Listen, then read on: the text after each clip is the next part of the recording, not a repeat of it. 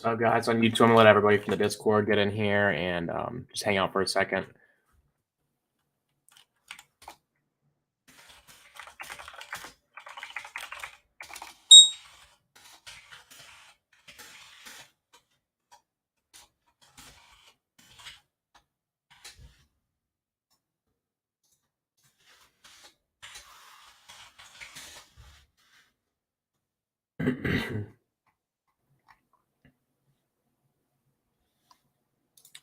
What's Matic talking about? I just had these alerts set. Honestly, that looks like not a bad sell for Matic, but I don't know. I'm kind of chilling. Damn, Matic's still high up in this range. That's crazy. But I mean, to be fair, it really has. Actually, let's see.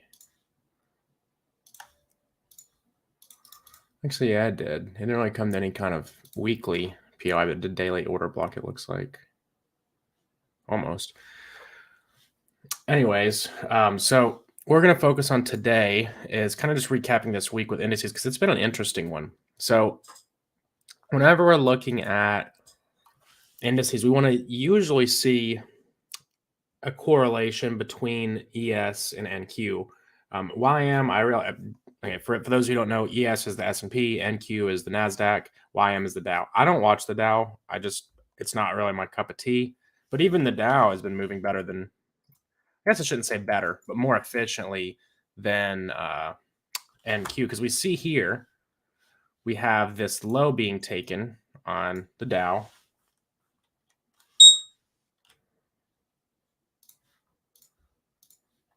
We have it being taken on the S&P. We go to NASDAQ, it's not taken. So whenever we look at NASDAQ, we have identified our weekly draw on liquidity at the beginning of the week. What you look for is a push early in the week, Monday and Tuesday, to the upside, and then see a bearish narrative to the downside. Now, that is what we got here. But the problem that I have with it, and the reason that a lot of these shorts are not hitting, is when you zoom out and you kind of look at the bigger picture with ES. ES was in a weird spot, in my opinion, Tuesday, because if you look, we made the high of the week. We also made the, well, until today, we had made the low of the week on Tuesday. So the power of three was kind of conflicting there. And if we're looking at it from the sense of, why were we bearish in the first place? Like, why would we even be looking for a bearish power of three? Well, it would be to take out that low, as we already did pretty early in the week. So now if we look at it from that context, or in that context, I need to move this. We have a potential bullish narrative because we see our weekly open here. We see an abrupt move away from it. We took out the low early in the week. It's weird that it's kind of weird price action this week. We had some high impact news. We're at very key levels. All those June lows where all of retail is probably looking to short for the next major market crash. And you can see what's happening here. Now, whenever we look at indices in that context, that is pretty conflicting to NQ, which made the high of the week on Tuesday, and then moved very abruptly down towards that low. I mean, it is frustrating. I won't even lie, because I watch NQ more than ES, or I have been lately, and I'm going to shift my focus away from NQ due to this kind of price action. And it's not because I'm like, oh, fuck NQ, but I don't like being, I guess, I'm trying to think of the word, not very confident in this, right? Because like I look, yeah, it's contradictive to the S&P. I mean, it's insane, and it came closer on this than it did the minis. Now it's crazy to me. I don't know. I can't tell you why. I'm not going to try to sit here and force myself to figure out why anymore either. Who knows? It could come up here, and then we have a bearish week next week. I don't know, right? But for right now, I'm done sitting here trying to force that narrative. Right? Retail traders winning now. They bought the support. They're fucking up. and that happens sometimes. Now, we'll revisit this and use this as a little bit of a case study. But what I'm going to do now is I'm going to shift my focus to ES. Now, today I didn't trade at all. There was high impact news at 10:15 or 10 a.m. and 10:15. I think they were technically medium impact news. But Also, so I just saw somebody said comp looks ready to short like right now. Personally, I wouldn't be very eager to short anything in crypto or in equities, just because of what we're talking about right now, right? Now, when we come into the marketplace this morning, if you look hard enough and if you've studied Power of Three, you can see a pretty clear narrative unfolding. So just look at it for a second. And if you're rewatching this, just feel free to pause it and try to figure out where it's at if you know about Power of Three. And if not, just pay close attention. So for a quick rundown on Power of Three, let me get this infographic so I can show you guys. We talked to this a little bit before. So what we look for with the Power of Three is whenever we're determining our daily bias, where we think the daily candle is going to go, we first look what price action happened after midnight and during the London session. So if we're going to be bullish, we look for a little consolidation. And this says New York midnight price right there. Kind of blurry. But New York midnight price, we look for a consolidation around that. Can be above it, it can be right on it. It doesn't necessarily matter, just around it. Now, if we're bullish, we want to see manipulation leading into the London session. Why? Because it's going to impose a false narrative on traders. They're going to look at this as a breakdown. But what happens? Oftentimes we move into a higher time frame price delivery array, and then we begin to consolidate under that level or at it, and we sort of show displacement and desire to go up. Now, why would we be going up? Because we're reaching for a higher time frame price delivery array above. Now, this can be, when I say higher time frame, it doesn't have to be a daily, it doesn't have to be a 4 hour, it just needs to be, 1 hour. And also you can look at certain areas of liquidity, like we'll go over in a second. Also, somebody just asked, do my previous streams cover why previous daily high and weekly open are important? We've went over the previous daily high in the private classes in the server, but I don't know any specific streams that go over it specifically. But just to touch on it, your previous daily high is just going to hold a lot of liquidity. There's going to be a lot of stop orders there. Now, just kind of keep this in your head. We have this little accumulation, manipulation, distribution. So coming back to this chart, we have our midnight candle right here. So this is going to be our midnight open. So when you come in the morning, you can come in here and mark that. So what happens right before midnight? Let's go on a 5 minute and just see a little bit more of a, and I'm just going to do this just so you guys can continuously, keep this visual. So remember, we look for what? Accumulation of orders. Now, what's happening here is traders during the Asian session are just hanging out, trying to get into trades. They're putting stop loss orders at the bottom of the range, at the top. Breakout traders are looking to, short the breakdown. There's a lot of selling interest under these equal lows. All right, so then what happens? Price plunges beneath them. Now, I want you to note what time this happened. Right at the end of the London kill zone. A little bit after it. You want to look for 2 to 5 a.m. It says that down here in small print. Now look what we look for after that. We look for a shift in market structure with displacement. Right? This looks like displacement to me. That tells me that the daily bias could be bullish because we have that accumulation, manipulation, and then distribution. Now, when we're looking at it from that context, it's pretty clear to me, right? You see this and you see that, and you also know that we took the daily low early in the week, and the high or the low of the week is often made on Tuesday, but it can be made on Wednesday as well. I mean, hell, it can be made on any day, but we look for it on Tuesday and Wednesday. So if you look, during the London session, we made that low of the week on Wednesday. So I'm going to delete this for now. And the reason this is important is when you're coming into the market, it can give you clarity of where we're going for the day. And again, what are we looking for when we draw this distribution up? A higher time frame POI. Now, you didn't have to draw it all the way up here. Profit-taking areas would have been, this high, let's say if you got in before that, if you traded during London, which I don't, that would have been a profit taking opportunity. You could look at this order, oops, wrong tool. You could look at this order block. You could have looked at this fair value gap. You could look at this high. But whenever you could look at the weekly open, and you should always take some profits at the weekly open, no matter what kind of trade you're in. It's just usually a pretty key level that you can see reversals at, even if it's not going to stick.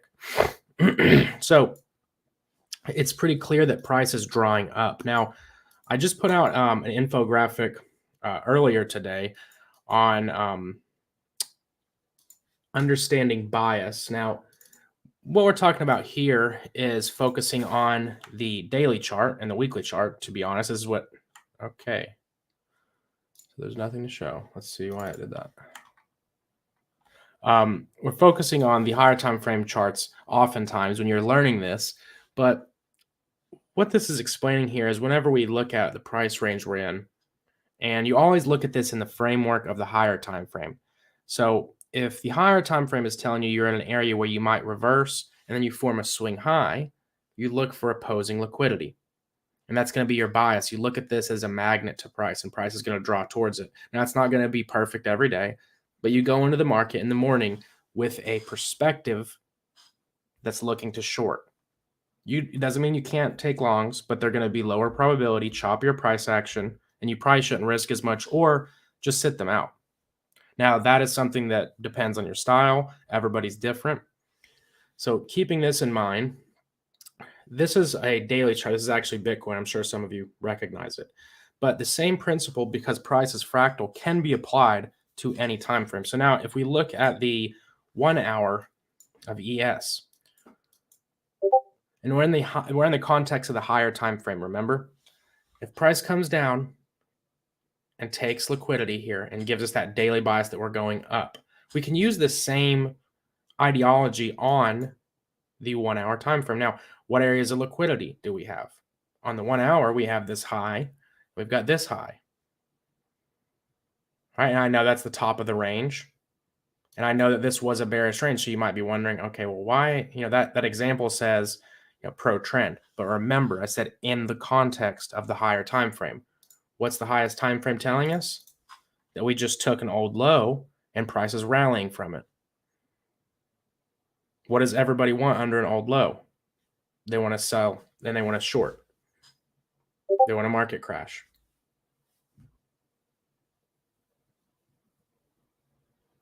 So whenever we are looking at that 1 hour in that context, and then we also look at the top of the range, which is our previous daily high, and on a buy day, when we make the low during London and expand away from it, oftentimes you're going to gravitate to that previous daily high. So now how could you have capitalized off of it? Now I'm going to show you guys a model, but I didn't take this. I just want to be clear on it. I don't want to act like I took the trade. I posted a paper trade of it with a very short profit target in the stock chat and play a bit. And I don't want to take credits that I targeted the top at first either. I didn't see it as clearly. But whenever you come into the market, we'll put another line for 9:30. Oops, I guess we won't because I didn't click anything. So on a bullish day, what are we looking for in order to go long? I'm gonna take this off because it makes where you can't see the wick. What are we looking for in order to get long? Also, somebody asked, how do I draw my lines so straight? I'm about to change your life. Hold shift while you're moving your lines. And then if you want to anchor them to candles, hold control or command for Mac. And if you want to if you're on the app, it anchors to the straight line, just so they know. I didn't even know that, to be honest. Yeah, I found that out like 3 days ago. I ain't gonna lie. So here with the S&P, just keep in mind that this candle is when the market opens. So whenever we're looking at a potential buy day, how are we going to get long? Well, we know that there's always manipulation, just like we see that initial manipulation, the accumulation of orders, distribution, and then manipulation, then distribution. We're going to see that on a very low scale here, and it's not going to be as clear But if you look, there's an accumulation of stop loss orders under lows nearby. Now, this is where it gets a little tricky, so don't beat yourself up if it doesn't make sense or you don't understand. But my advice is just look for the first low you can that has a fair value gap below it. Now, if we look here, price barely pushed into this fair value gap, moved very impulsive way. So this is kind of your idea. This gives you a framework. Right? So when price pushes under the low, it goes into the imbalance, and it doesn't have to go into an imbalance. It just increases the probability. So when we're looking at taking any kind of trades, we have to look at it from the perspective of probability because nothing's for sure. So the more confluences we have, our power of 3 on the daily chart, or I'm sorry, on the daily candle, sell side has been taken on the daily chart. We see the sell side attacked early in the morning. So when we start to have all these different confluences, there's an imbalance that pushed into, it wasn't just a low. We can start looking at, okay, well, the market might have an up move this morning session. Now, what is it drawing to? Again, going back to that 1 hour. On a bullish day, oftentimes we're going to take the previous daily high. Especially if the bullish, now remember we were talking about power of 3. So now let's look at it from a weekly perspective. Because we talk about making the low of the week on a Tuesday or a Wednesday. If you look at it here, look at that. So accumulation. Now this is for the weekly candle because all we're doing is we're breaking down a candle into different segments. Like for instance, we're on the weekly candle, we can look at a 4 hour. If we're trying to break to the daily candle, we can go look at a 15-minute. Right? So now if we're looking at this, what are we going to draw to? Well, we want to go to that daily chart. There's an imbalance fill right here. Low-hanging fruit, in my opinion, is the best, or you can just look for that previous daily high. You never know. I mean, for the weekly candle, we'll probably move up higher. Right? So that's how you could use it on the weekly candle. And remember, price is fractal. So anything that we go over can be used on all time frames. And I will say the lower the time frame you go down on, the harder it becomes. And you have to conceptualize and look at the actual components of what's going on and take that for what it is rather than looking for pico price action. But now we're looking at it in that context. Now you can see how you can build more of a convicted bias. Now that I'm focusing on ES, I don't want to sit here and act like I came into the market this morning looking at it like that. I didn't, right? Because I've been watching NQ, and NQ hadn't taken the lows. So going back to find where a potential entry would have been, this is where we rated that low into the imbalance. We showed on the 15-minute chart. So what do we look for after that? We look for displacement to the upside and a shift in market structure. Now, I wouldn't have personally called this the displacement. I put the check here just because it looks weird drawing it over here. But to me, this is where the real clear displacement was. And why? Because it left a fair value gap. Now, obviously, if you got in here, you got a better entry. For sure. It just wasn't as clear to me. That would have looked something like this. Now, whenever we look at the trade opportunity, once we see that we get our liquidity raid opposing our daily bias, because again, it's all just accumulation, manipulation, and then distribution. We always want to get in the manipulation phase because when we're trading smart money and we're looking at the market like a market maker, we have to look at it from that perspective of where can I even get in the market? Because the reason that market makers are manipulating price is to generate liquidity so that they can then position themselves. That's what's going on here. So these orders that are left in this gap, that are left in this order block right here, those are all going to get picked up. So price is going to move away from these original orders. Where's it going to go? The next area of liquidity. Now, people that had, now here's another kind of I don't want to get off track, but I saw a lot of people, I saw ICT post something about send a trade setup. Where was it? And everybody was sending this short setup. Now, look at this. Look what we have.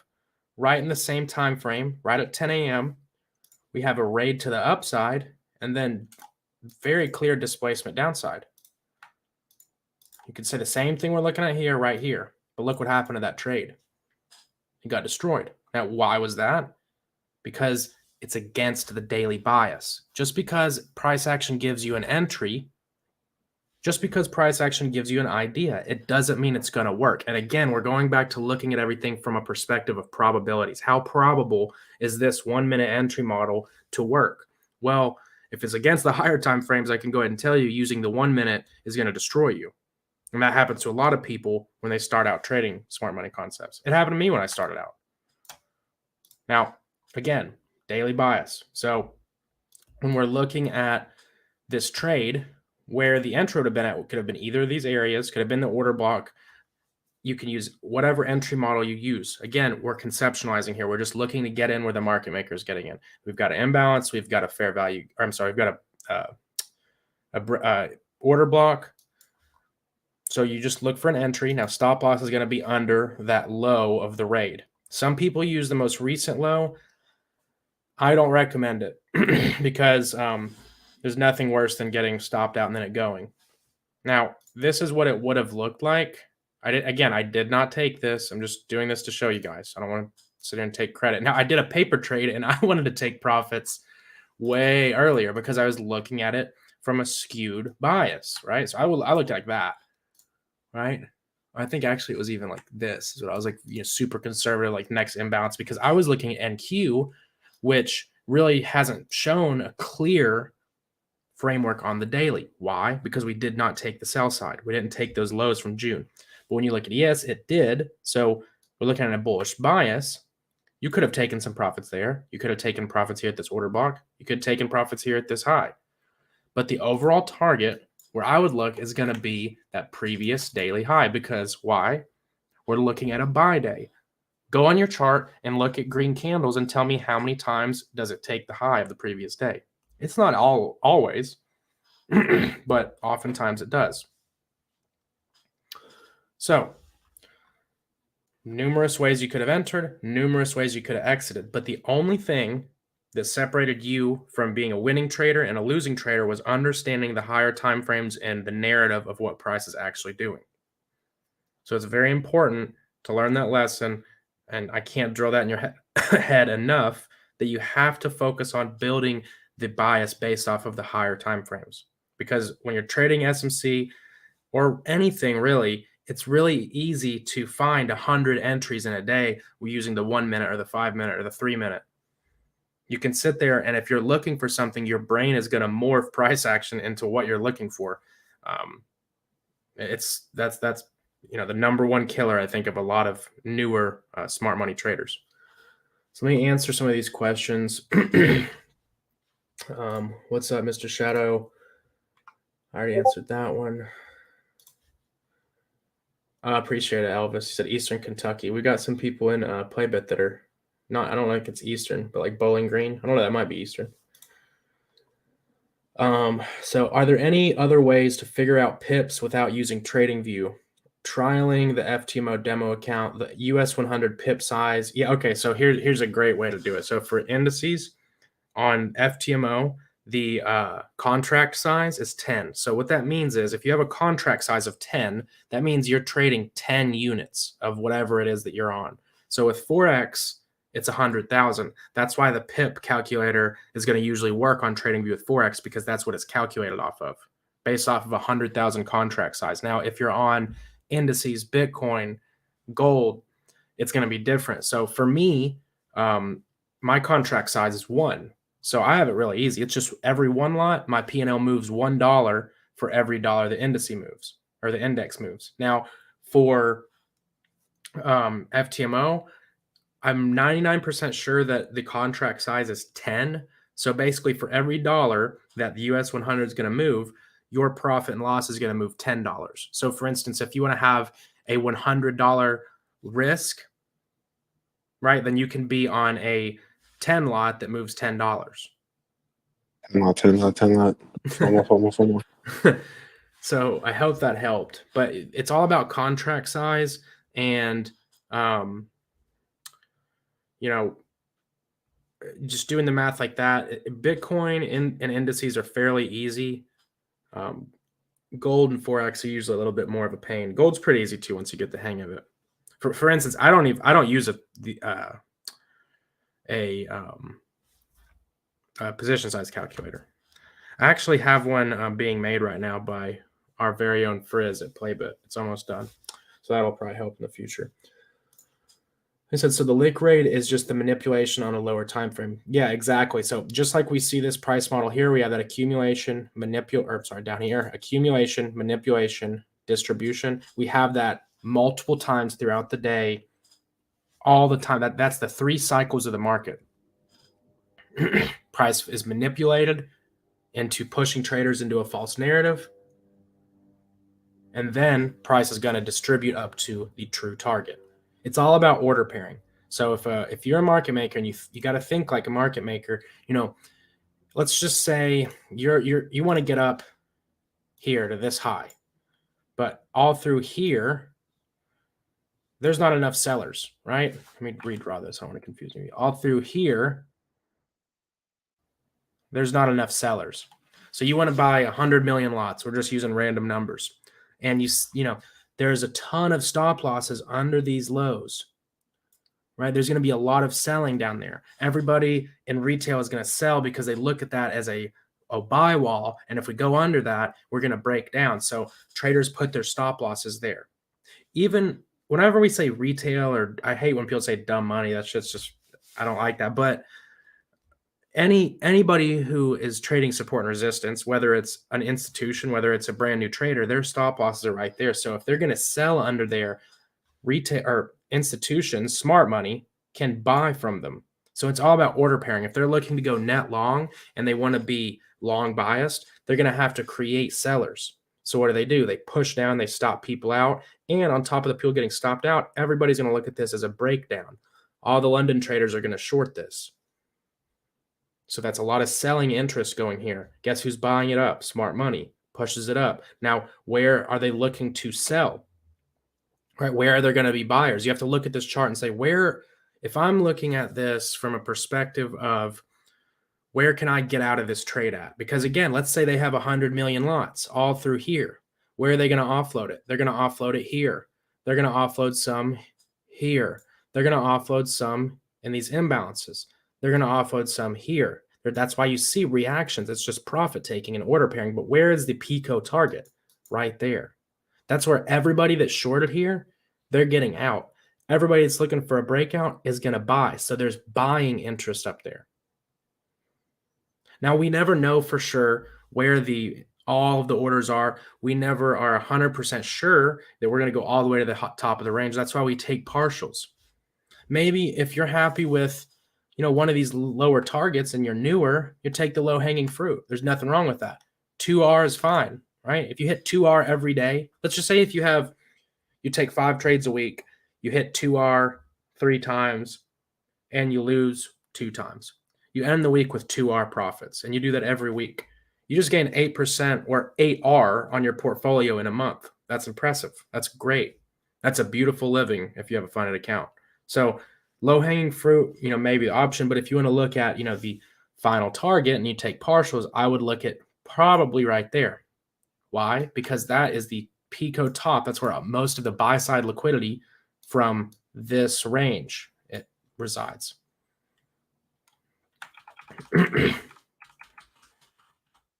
I hope that made sense. I know I kind of just went on a tangent off that question, but I think that would give a better understanding. So he said, what are the time zones, or I'm sorry, what are the times of kill zones in crypto markets? So everybody's a little different. People kind of like say different times or different times for the kill zone. I say 2 to 5 for the London kill zone, 7 to 9 for the New York kill zone, 10 to 11 is what I personally say for London close. Some people say 10 to 12. Now, all these times I'm saying are in New York time. And then there's like the New York close kill zone and Asia kill zone. I don't even pay attention to those. But you want to focus on, if you're in Europe, 2 to 5 a.m. New York time is oftentimes where you're going to get the best entry of the entire day. 7 to 9 a.m., you're going to see usually a retracement down into that area and then expansion. Then during the London close, what are you going to see? A retracement. Again, it's order pairing. Institutions are opening here. They're positioning themselves, right? They pass the torch to New York. Look at that, 7:15. Look at the time down below. And see it down here. 715. So orders are paired here. Price is pushed up. Where? Old area of institutional order flow. Guess what time it is? Price comes down. Look at that. Coming into 10 a.m., we start expanding because orders are being paired consecutively. That's what the market's always doing. And the sooner you can start looking at things like that, the more clear things are going to become, and the less trades you're going to take, the more conviction you're going to have, and everything's going to work a lot smoother for you. Now, I'm not saying it should be just easy and you should just understand it off gate, but start to think like that. You have to start thinking from that perspective. So what does it say? What do I think after taking the previous day high on ES? I mean, you could see a PM reversal, or you could see a rally. You know, the daily bias is bullish. If we get a violent break above it, usually you're not going to come back to this weekly open. You know, a bullish week, if we move really violently away from this, you know, if I'm looking at this, you know, where are we drawing to after that? I mean, probably, I would say around here. Oops. Something like that. After that, you could maybe retrace. You might, I'm not saying you won't come under the weekly open, but oftentimes you won't. If you look over here, we also have a potential breaker block right at the weekly open. Let's say if we push above it really hard, then this was just a false move up to take stops. Well, a false move up to engineer enough liquidity to sell, to then push down and manipulate traders, that weekly manipulation. So price could maybe come down. You know, we could take the low or the high, might get a sell signal. And remember, you know, you would then shift this zone to that, and you could look maybe at a premium. But if we're going to look at it from the bullish power of three standpoint, you might want to just take it at the first area before the weekly open. And then you might come in and say, hey, that's only 1R. Okay, well, then don't take it. And again, it goes back to thinking about things from probabilities and looking at trades like business deals. You have to look at everything like, is this worth my time? Is it worth the risk of money? Everything, because it all comes into play. And every little thing matters, right? The less losses you take is going to be huge, right? Because if you take, let's say you win a lot, well, you lose just as much, then trading is just a waste of time for you at that point. You know, I mean, you're learning, but so I said, thank you so much. Cool. I'm glad to help, man. So there's no time that everyone agrees that there is a session there. Yeah, sure. There's so sessions and kill zones are different. So the London session, some people say it starts at 2, some say it starts at 3. Retail starts at 3, but institutions are moving money at 2. It goes all the way up into 11 a.m. Everything I'm saying is New York time. The New York session is for forex is 7 a.m. to 5 p.m. So you see that overlap there, right? All the way from 7 a.m. to 11 a.m. There's an overlap of that where New York and London is trading. There's also an overlap between the Tokyo session and the London session. Tokyo, Australia opens up a little earlier than Tokyo, but it's all between 7 and 9 p.m. Eastern, and that goes all the way up until 4 a.m. So there's an overlap between Asia and London there.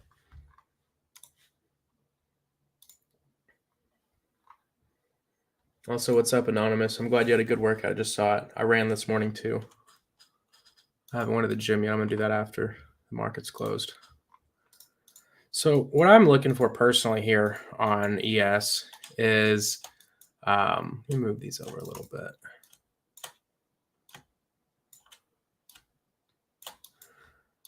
So, oh wait, I was in the 5-minute. So what would be nice is if we could range here, maybe move a little down, generate some liquidity through the rest of lunch, and then coming into 130, maybe get a violent push down. Ideally, again, not required, but ideally would be into an imbalance. Something like, oh, if I can get it drawn right, something like this. And then we look for that same model we went for here if we don't take the previous daily high. Now, if we take the high, you know, you could watch for a buy model, which is just a raid on lows made after 130. So what you'd be only paying attention to is what happens after 1:30 p.m. So you look for a high and a low to be made right around here. You wait for the first one that gets attacked. You know, if this happens, you'd look for a buy. Now let's just say this happened. And then you got to break down right there. That same model we used. We rated the high, break down, you'd look for a sell. But the sell, again, is going to be your lower probability trade because the overall daily bias is bullish. So you have to make sure that you evaluate it and ask yourself, is the profit target close by? Is it worth it? You know, everything comes into play. Now, total flip side. Let's just say if we see some massive crazy correction, right? Because that's what I'm looking for. Again, that weekly power of 3, looking for a bullish narrative. I want this to get broken with volume. Right? It necessarily doesn't have to happen today, but I don't want us to come down and keep making lows. Right? I'd really like for us to take that today if, you know, to confirm that. Because again, everything is weird. We have to be ready for everything. If we're looking at NQ, there's still the possibility that we come down and take the low. It's a weird week. I'm leaning more towards the bullish side. But again, you got to remember NQ does have that low. I'm personally not going to really mess with NQ right now until we are either have taken that low or it's very clear to me that NQ is drawing to the upside. You know, another scenario is we might come back up into this imbalance and then all indices pull back and have a bearish week next week and we do take the low. Again, I'm not trying to predict the future. We don't want to go out too far ahead of time and do that because then you start building those, you know, Wyckoff does this to a lot of people where everybody like draw, like if you see like when people have like a fucking prediction for like, you know, the next 9 months, there's no fucking point in that. The only thing that helps you whenever you do that is you can come back if you're right and say, look, I told you. That doesn't help you trading. It doesn't. So don't try to do that. Kill zone. What is the difference between session and kill zone? So kill zone is going to be the highest volume area where institutions are pairing their orders, and a session is just the overall window in time where that region is trading. Let's look at corn. So again, when we're looking at corn, a lot of people say it moves closer to NQ, closer to NQ than to ES. But I'll tell you right now, if ES starts rallying really hard, so will NQ and so will Bitcoin. So we have a pretty similar situation here with Bitcoin. You know, we still do have untapped. I was using this for a mentoring session. We still do have untapped liquidity and a premium. You never know. Who knows? We could just rally all the way up and take this, right? You never know, because when you look at ranges, we have to ask ourselves, you know, where is all of the liquidity in the range? Well, I mean, if you look, we still got a ton. I'm not saying it's going to come up here, but I am saying it's just, you know, it's not written in stone that we're just bearish forever, right? So there's all sorts of potential areas. Oops, wrong thing. Potential areas where price could, you know, draw to. Now, I'm not sitting here telling you Bitcoin's going to 30,000, so don't get excited. But I'm just drawing out the possibility that when we look at price, we have not cleaned out the premium of the range. We have dipped into it and moved impulsively away from it. So that showed us that the sell side was being taken. Now, we came down and we took a lot of the sell side from the range, everything except the final low. Now,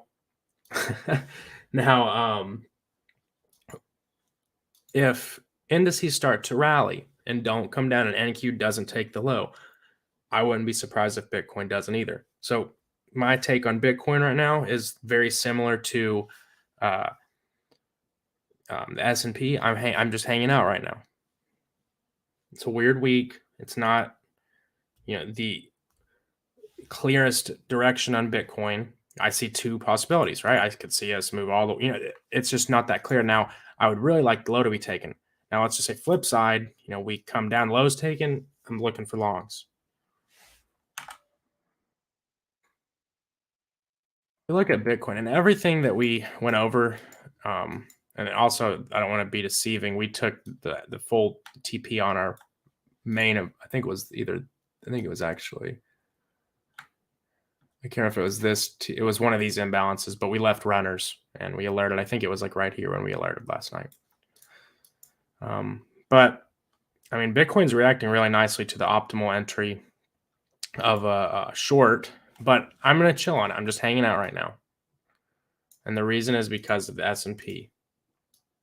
So whenever I look at Bitcoin, the higher probability trade for me, in my opinion, would be a short just looking at Bitcoin. Why? Because the weekly is telling us that we're drawing down to this low. Now, the 1 hour, we look at it, where did we open at? We opened right here. What did we do? Moved up. So again, we're looking at accumulation, manipulation, rather large area, and then potential distribution. You could say, I guess this would be, make it a little clearer. And then a distribution down to that weekly area because we're trying to build the weekly candle.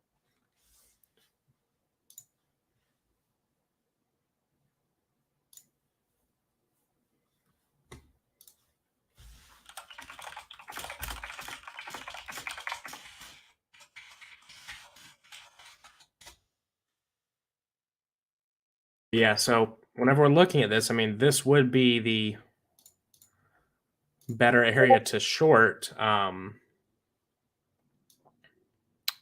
Bitcoin. But I'm personally just going to hang out on it. I'm not going to force it. Again, just because the S&P. I don't mind to miss out on it. We just fucking annihilated it yesterday. So it's not rushed back into something. Because I don't view it as the highest probability trade. Now, if ES was super bearish, then, and I would consider taking it. So we'll leave it here. And the reason I liked it or had this highlighted was because if we're looking at the power of 3, we want to look at, where did we get that confirmation that the Tuesday could have been the high of the week? Well, if you look, you could say right there, you could say right here. Just look for that shift in structure. So oops, wrong one. When we look at it in that context, we take a fib. I know that the way I learned this was to go on the 30-minute and draw a fib at the highest candle before the crash, the body, and then the bottom of the body on the original impulse move. Now you could move it down here maybe, and that puts it even more in optimal trade entry.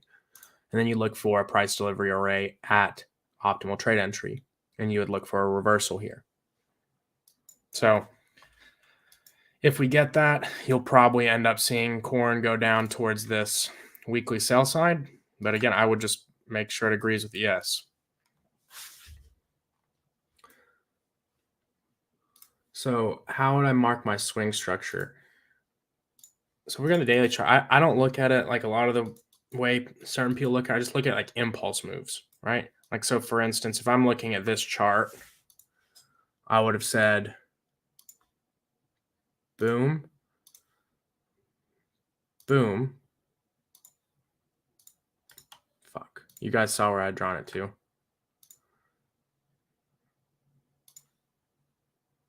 So we're just looking at these key areas. Where does price show extreme desire to move away from rapidly? A lot of people are going to say, this is swing, this is just the way I like doing it, because I'm always trying to look at things from a perspective of, where are institutions getting involved? Wicks like this, the all-time high reversal, obviously, the beginning of the crash, the first fake relief, the bottom. You see what I'm saying? So these are areas that we know we have institutional sponsorship. And what price is going to do out of all of these ranges, and again, Bitcoin doesn't really move that efficiently. I won't hold you, right? Like for instance, here we never made it back to a premium. Now, why is that? Well, maybe the weekly time frame we had to come down, and we were drawing something on the weekly. So oftentimes, if you're looking at a daily or a 4-hour and you don't come back into a premium, you'll look at the next time frame up. Why did we not come back and move efficiently? Well, maybe the weekly was drawing to something down here really rough, and it just was too much to where the daily didn't move efficiently.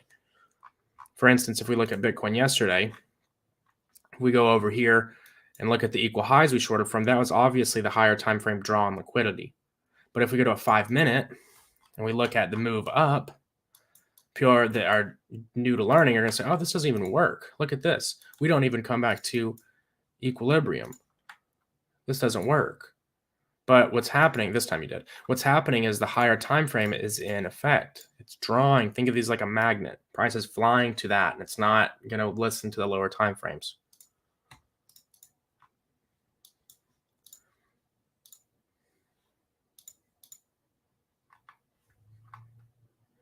Man, I really wanted this to preserve this high. We'll see if it does. I'd really like for it to preserve it. But if it doesn't, whatever.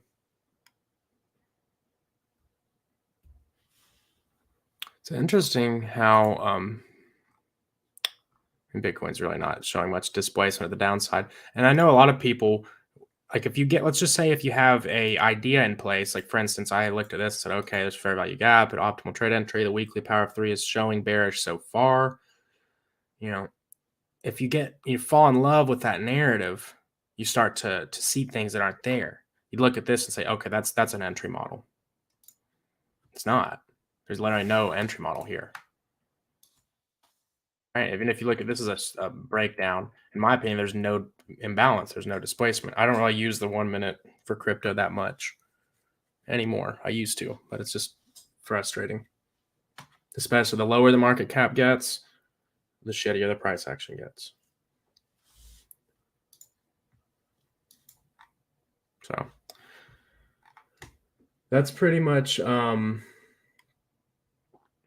all that I wanted to go over. So if there's any questions, go ahead and ring them out. If not, I might cut it a little early. I know we usually go for an hour, but I think we went over quite a bit today. But yeah, if you got any questions, go ahead and shoot them off now.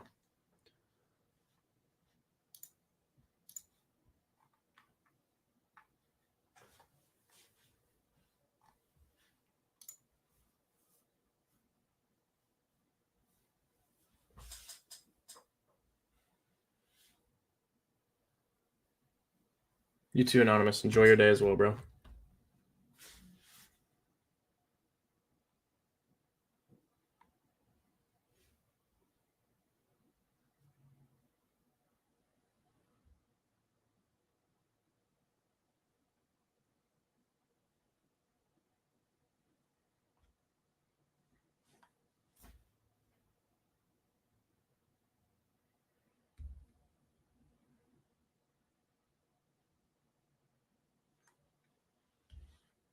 Well, on that note, guys, I'm going to hop off here. I appreciate you all coming through. As always, we'll be on here tomorrow at noon and then Friday at 4 p.m. You guys know what I'm looking for. Again, 2 scenarios. We take the previous daily high, potential reversal or continuation. You get to that point where it's kind of, you just got to see what liquidity is attacked. Or scenario 2, we consolidate here. And then if we get a raid on sell side, you could potentially look for long. If we don't take this level right here, 37.33, if we don't take that, I wouldn't even entertain a short, even if the model gave it. I just wouldn't. Thanks for showing up. I appreciate it. And we're stream every day from every Monday through Thursday at noon, and then Fridays at 4 p.m. We also have the server where we give out signals, and we do the private classes only in the server on Saturdays. And then Flo, one of our other analysts, I can't even fucking talk. One of our other analysts gives classes, I think 3 times a week. So if you want to check that out, all the stuff to join is in the bio. You can use code Casper and get a free trial for 5 days. So you got any questions, you guys holler at me. If not, I will see you all tomorrow. Peace.